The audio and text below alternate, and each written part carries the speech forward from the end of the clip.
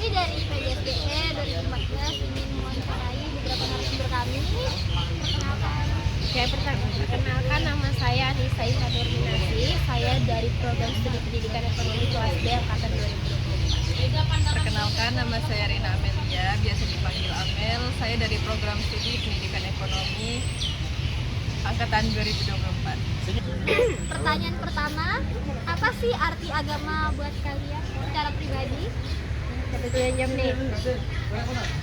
Arti agama secara pribadi menurut saya ya, itu sangat, agama tuh penting kan. Agama itu bisa ngebuat kita tahu akan jati diri kita tuh seperti apa, banyak hal-hal positif. Jadi kalau ditanya peran untuk agama secara pribadi itu ya sangat penting.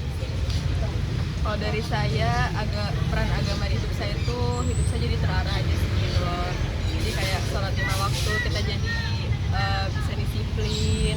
Terus apalagi pas bulan puasa gitu ya, kita jadi lebih produktif, bangun pagi buat sahur. Terus ya lebih terarah aja sih hidupnya gitu loh.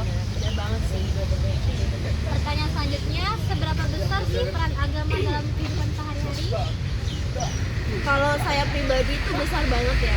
Agama itu penting banget untuk kehidupan sehari-hari. Seperti yang rekan saya tadi bicarakan, agama itu sangat penting karena bikin kita tuh terarah hidupnya, bikin kita tahu akan jati diri kita juga seperti apa. Jadi kurang lebih sama. Oke. Pertanyaan selanjutnya, apakah Anda tumbuh dalam keluarga yang religius? Bagaimana sih pengaruhnya terhadap Anda? Dari kamu. Kalau dari saya sih sebenarnya nggak terlalu religius, tapi ya tetap kewajiban diutamakan gitu loh. Dan pengaruhnya di hidup saya sih, maksudnya ya gitu-gitu aja. Jadi gitu sih, maaf ya. Kalau saya pribadi, saya itu tumbuh dari keluarga mualaf. Kalau teman-teman belum tahu, mualaf itu tuh dari agama lain masuk ke agama Islam gitu. Jadi tumbuh dalam keluarga yang sedang berproses dalam agama itu juga merupakan suatu hal yang cukup nantang ya gitu. Jadinya dalam keluarga saya, dan pengaruh terhadap hidup saya juga kurang lebih sangat signifikan, karena saya yang dari keluarga-keluarga yang dari mama ini notabene tidak pernah menggunakan hijab dan lain sebagainya. Terus saya diharuskan untuk menggunakan hijab, itu juga menjadi salah satu tantangan dalam hidup saya. Pertanyaan selanjutnya, bagaimana agama membantu Anda menghadapi tantangan hidup? Agama menghadapi tantangan hidup bagaimana? Agama menghadapi tantangan hidup itu kan banyak ya. Dan salah satu tantangan hidup yang saya laluin adalah banyak gitu, masalah hidup tuh banyak. Jadi kalau misalnya ditanya peran agama gitu dalam tantangan hidup tuh sungguh sangat penting gitu, karena adanya agama saya tahu kalau misalnya saya hidup ini punya tujuan, saya hidup ini punya moto gitu loh. Jadi saya nggak cuma hidup aja, saya nggak cuma hidup, makan, tidur dan lain sebagainya, tapi juga saya punya moto gitu. Kalau dari saya, ini pertanyaannya peran agama Ya, bagi kehidupan. Kita kan kalau misal terpuruk, jadinya kalau misalnya mau ngeluh, kalau ada apa-apa itu pasti larinya ke Tuhan gitu loh. Jadi kita kalau misalnya capek, terus ada pelarian, itu agama tuh jadi orang tempat berlindung gitu loh. Jadi kita kayak punya apa sih bahasanya,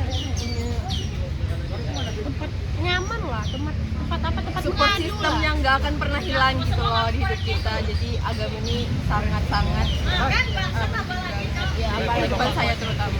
apalagi untuk orang-orang yang punya, mohon maaf, punya mental breakdown gitu ya, itu tuh bisa dibantu sama agama sih. Jadi kayak dia tuh lebih tahu, oh ternyata aku hidup itu memang banyak cobaan gitu. Karena kan di dalam Al-Quran juga banyak ya surah-surah yang mengajarkan kita seperti itu.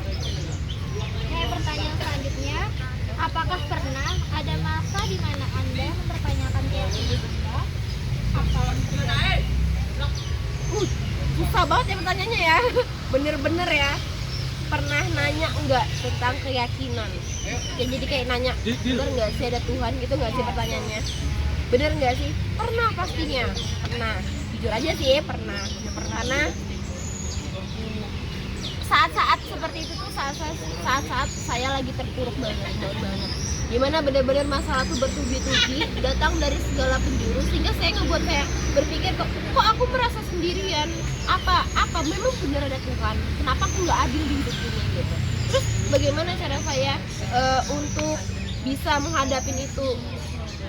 Saya mendapatkan salah satu surah, saya lupa surah apa, pokoknya di surah itu tuh benar-benar membuat saya kayak, oh ternyata ini loh maksud Tuhan, ada hal-hal buruk yang saya lalui itu bakal ada hikmahnya ke depan, bakal ada hal-hal baik gitu. Kalau kata pepatah, ada orang bilang kalau misalnya hal-hal baik, hal-hal buruk, hal-hal yang diambil dari kita tuh bakal dikembalikan lebih baik dari Tuhan gitu ya. Selanjutnya, apakah agama mempengaruhi hubungan Anda dengan keluarga dan teman-teman? Enggak sih, kalau pertemanan nggak milih-milih juga, bahkan lebih suka kalau misalnya temenan sama yang beda agama, jadi kita lebih sharing gitu loh, jadi kayak Lanjut.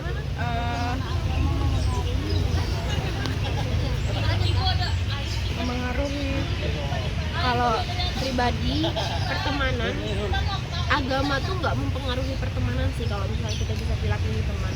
Maksudnya tuh kayak jangan bawa-bawa teman dalam agama gitu loh. Kita harus merangkul semuanya, karena kan agama di Indonesia tuh nggak cuma satu. Iya. Agama di Indonesia tuh banyak sekali, beragam, suku, etnis, agama dan lain sebagainya. Jadi kalau misalnya ditanya agama mempengaruhi pertemanan, jawabannya no sih, kayak nggak banget. Karena semua tuh bisa dirangkul gitu Kita loh. mempengaruhi bisa ke yang baik-baik. Kita Tapi bisa kalau misalnya saling yang sharing. jahat enggak lah. Kita saling sharing aja Iya, sih lebih kan. suka buat sharing, terus nambah ini wawasan. Oh ternyata di agama kalian gini-gini ya, gitu. Banyak hal-hal positif yang bisa kita dapatkan, jadi jangan negatif terus kan. Iya. Pertanyaan selanjutnya, Kak, bagaimana Anda menyeimbangkan ajaran agama dan kebutuhan hidup? Jadi ajaran agama menyimbangkan kehidupan modern. Teman-teman pasti tahu faktanya banyak banget orang-orang yang menyimpang agama, dari cara berpakaian. Ada kan yang model Sabrina, Iya. terus dia pakai, ada juga yang pakai macet kulit, terus dia pakai pendek kan. Lebih ke mengutamakan fashion gitu loh. Jadi ajaran agama tuh dikesampingkan gitu. Terus juga ada orang yang pakainya ketat tapi dia pakai jilbab gitu kan. Nah itu tuh salah satu ketimpangan agama dalam Normalisasikan. dalam masa modern yang dinormalisasikan. Sudah banyak sekali. Kenapa hal tersebut bisa terjadi? Karena mereka tidak mengetahui makna dari agama sendiri gitu.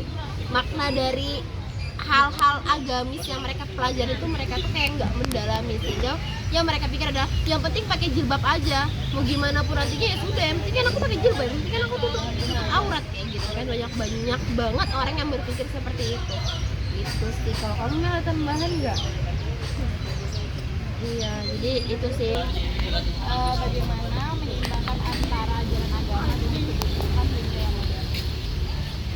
Kalau dari saya pribadi, cara menyeimbangkannya itu lingkungan sangat berpengaruh sih kalau saya, karena semakin buruk lingkungan kita, jadi kita tuh semakin jauh juga gitu loh. Begitu juga sebaliknya, kalau misalnya lingkungan kita baik, kita bisa menyimbangkan kebutuhan duniawi dan ajaran agama tuh bisa kita atur lah gitu. Jadi kita nggak lupa sama agama, tapi kita juga bisa Iya, jadi yang nomor satu adalah hindari lingkungan toksik. Terus kalau dari saya pribadi, saya tuh sering banget dengar tausiah dari Habib Ja'far. Beliau itu menyampaikan tausiah bagaimana cara Gen Z lah, terutama bagi kita yang Gen Z itu Gen Z itu bisa menyeimbangkan antara kehidupan duniawi ini sama ajaran agama gitu. Habib Ja'far tuh kalau misalnya tausiah, ajaran agamanya tuh disampaikan secara modern gitu loh. Jadi kita bisa enjoy dengan kehidupan sekarang dengan ajaran agama yang udah dari dulu gitu, jadi nggak kuno-kuno banget, nggak ketinggalan zaman juga, jadi kita masih bisa cool dan enjoy gayanya. Boleh kayak gitu. Ya, jadi pendidikan agama yang inklusif dan modern itu juga sangat penting untuk menyeimbangkan, membantu menyeimbangkan antara kehidupan modern dengan Oke, itu saja pertanyaan dari kami kepada narasumber yang sudah kami wawancarai. Sekian dari kami, terima kasih. Bye bye. 1, 2, 3. Itu saja hasil dari wawancara kami kepada narasumber yang udah kami wawancarai. Sekian dari kami. Assalamualaikum warahmatullahi wabarakatuh dan terima kasih.